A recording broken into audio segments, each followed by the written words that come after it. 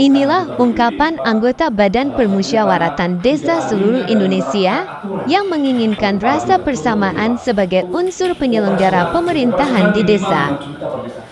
Hal ini membuktikan bahwa perhatian dari pemerintah kabupaten provinsi dalam bentuk perbuk dan perda agar segera dioptimalkan terkait hak-hak operasional BPD demi kelangsungan kegiatan di desa. Apa yang dikeluhkan anggota BPD, Pak? Salah satunya karena tidak adilnya dalam menerapkan aturan kepala desa. Contoh kecil, Pak, operasional minimal 5 juta per desa. Kenyataan banyak Jawa itu desa terima BPD-nya atau 2 juta, 3 juta. Padahal itu sudah ada aturan kemarin, tidak salah di Bupati, Pak, ya. Tidak salah itu aturan 5 juta minimal ya, OP-nya itu. Tapi kan banyak di bawah itu salah satu menerapkan. Kenapa itu? Itu memang karena banyak ini BPD beraksi karena merasa dianaktirikan. BPD ini merasa dianaktirikan. Keluarnya undang-undang ini, Undang-Undang Desa Nomor 3 2024 ini. Kami di grup itu ribut tentang itu BPJS Ketenagakerjaan, bahkan mau demo besar-besaran BPD. Loh, kenapa muncul ini? Ada aturannya ini. Ketenagakerjaan, kita BPD ada, kita satu paket. Apa bedanya ini? Undang-undang lebih tinggi ini, undang-undang. Istilahnya begitu. Bahasa kami yang awam lantas. Itu yang bikin kita ini BPD itu merasa, oh kenapa kita begini? Padahal kita ini tanggung jawabnya berat juga BPD. Itu masalahnya sebetulnya, Pak. Dan yang bikin itu karena pengetahuan dari kepala desa itu masing-masing berbeda.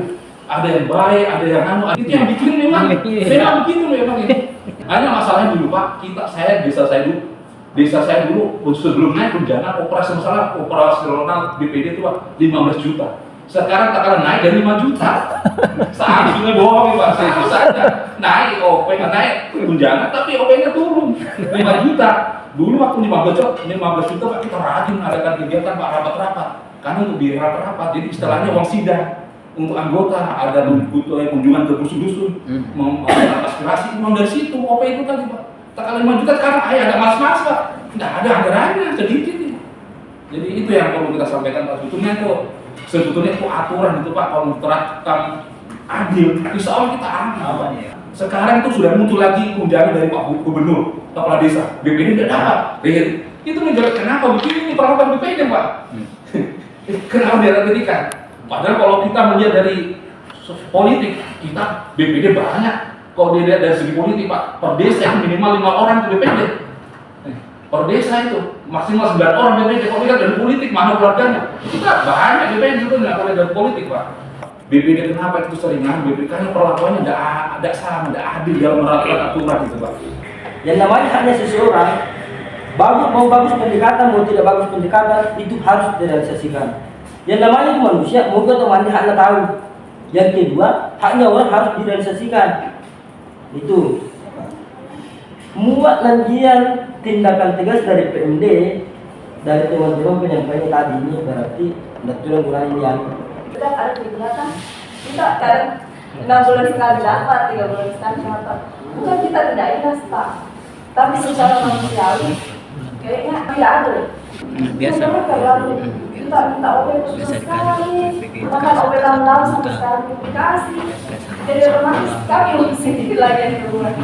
Apalagi kami tidak ada lembaga. Bahwa kegiatan-kegiatan ini bisa saja mereka itu menyebutkan tanda tangan tanpa ada tidak acaranya di atas. Banyak begitu, jadi kita bingung. Apa benar SPPD itu yang kita pakai adalah operasionalnya BPD? Sementara ini permintaannya pemerintah. Kalau itu disampaikan sama saya tidak akan memerintah. Saya tidak mau berani, saya punya anggota, jujur. Di sini harus terbuka kita ini supaya bagus. Nah sana tuh diolota yang di atas cuy. Intinya kita tidak usah terlalu berpanjang lebar. Pasti BPD paham dan begitu pun pemerintah desa lebih paham. Jadi untuk pepatah namanya diolota atau maui. Mau nih muak bahasa harus tahu bahasa itu pepatah ya. Marayo semarak tahu. Dia bahasanya Anda bahasa, kita pun juga bahasa. Lebih Anda kering, begitu pun sebaliknya.